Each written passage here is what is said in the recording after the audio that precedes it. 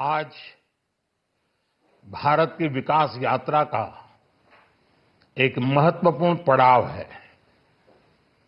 ये 140 करोड़ भारतीयों की आकांक्षाओं का बजट है।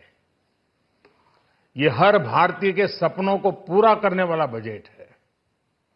हमने कई सेक्टर्स युवाओं के लिए खोल दिए हैं। सामान्य नागरिक विकसित भारत के मिशन को ड्राइव करने वाला है। ये बजट एक फोर्स मल्टीप्लायर है। ये बजट सेविंग्स को बढ़ाएगा, इन्वेस्टमेंट को बढ़ाएगा, कंजम्पशन को बढ़ाएगा और ग्रोथ को भी तेजी से बढ़ाएगा। मैं वित्त मंत्री निर्मला सीतारमण जी और उनकी पूरी टीम को इस जनता जनार्दन का बजट, पीपल्स का बजट, इसके लिए बहुत बहुत बधाई देता हूं। साथियों, आमतौर पर बजट का फोकस इस बात पर रहता है कि सरकार का खजाना कैसे भरेगा, लेकिन ये बजट उससे बिल्कुल उल्टा है। लेकिन ये बजट देश के नागरिकों की जेब कैसे भरेगी, देश के नागरिकों की बचत कैसे बढ़ेगी और देश के नागरिक विकास के भागीदार कैसे बनेंगे, ये बजट इसकी एक बहुत मजबूत नींव रखता है। साथियों, इस बजट में रिफॉर्म की दिशा में महत्वपूर्ण कदम उठाए गए हैं। न्यूक्लियर एनर्जी में प्राइवेट सेक्टर को बढ़ावा देने का निर्णय बहुत ही ऐतिहासिक है। ये आने वाले समय में सिविल न्यूक्लियर एनर्जी का बड़ा योगदान देश के विकास में सुनिश्चित करेगा। बजट में रोजगार के सभी क्षेत्रों को हर प्रकार से प्राथमिकता दी गई है। लेकिन मैं दो चीजों पर ध्यान आकर्षित करना चाहूंगा। उन रिफॉर्म्स की मैं चर्चा करना चाहूंगा जो आने वाले समय में बहुत बड़ा परिवर्तन लाने वाले हैं। एक, इंफ्रास्ट्रक्चर स्टेटस देने के कारण भारत में बड़े शिप्स के निर्माण को बढ़ावा मिलेगा। आत्मनिर्भर भारत अभियान को गति मिलेगी और हम सब जानते हैं कि शिप बिल्डिंग ये सर्वाधिक रोजगार देने वाला क्षेत्र है। उसी प्रकार से देश में टूरिज्म के लिए बहुत संभावना है।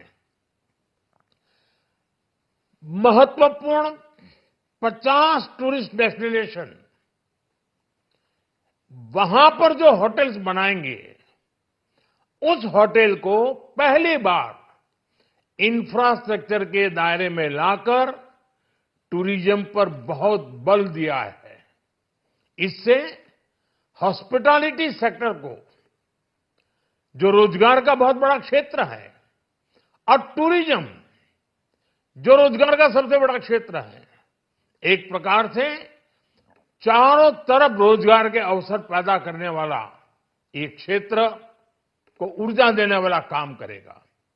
आज देश विकास भी विरासत भी इस मंत्र को लेकर चल रहा है।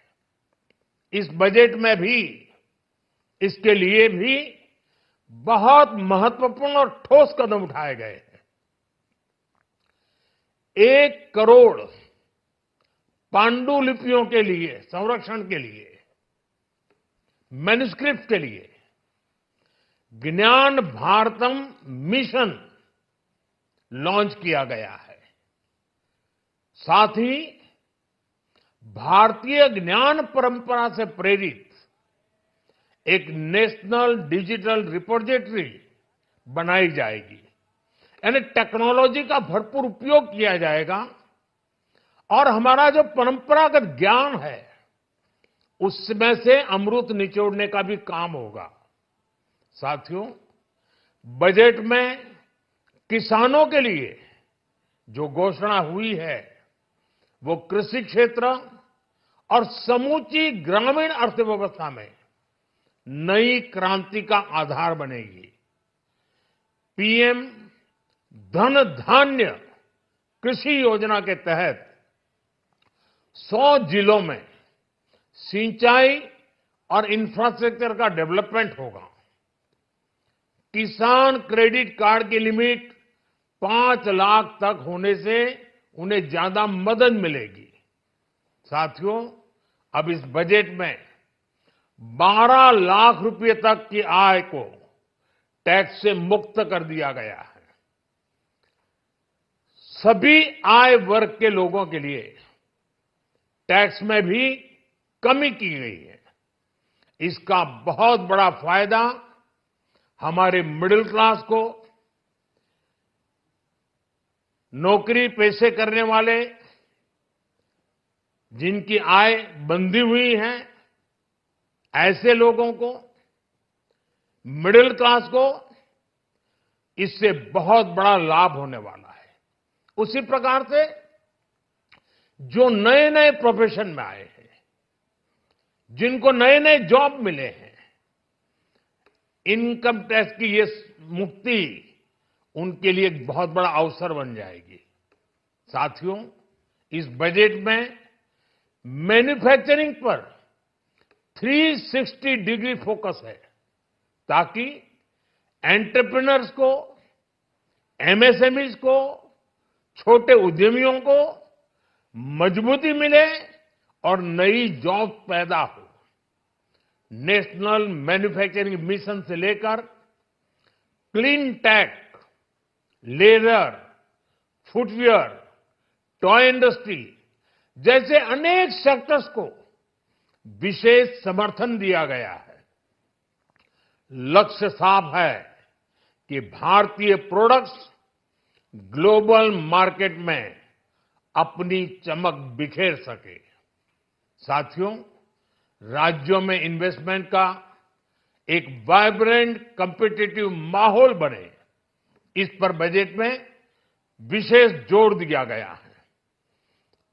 एमएसएमईज और स्टार्टअप के लिए क्रेडिट गारंटी को दोगुना करने की घोषणा भी हुई है।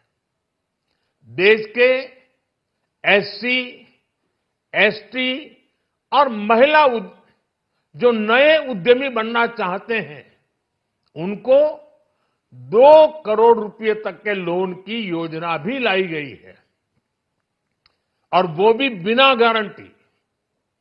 इस बजट में न्यू एज इकोनॉमी को ध्यान में रखते हुए गीग वर्कर्स के लिए बहुत बड़ी घोषणा की गई है। पहली बार गीग वर्कर्स का ई श्रम पोर्टल पर रजिस्ट्रेशन किया जाएगा।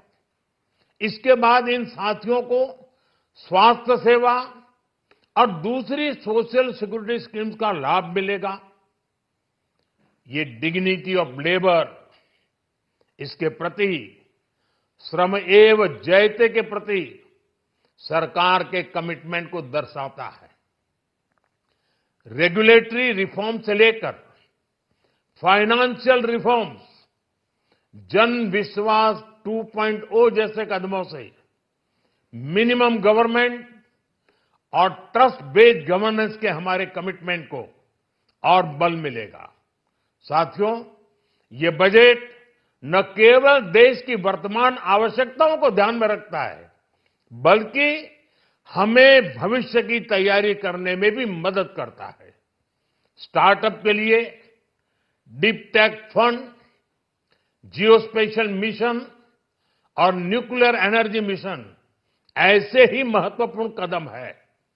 मैं सभी देशवासियों को एक बार फिर इस ऐतिहासिक पीपल्स बजट की बधाई देता हूं और फिर एक बार वित्त मंत्री जी को भी बहुत बहुत बधाई देता हूं।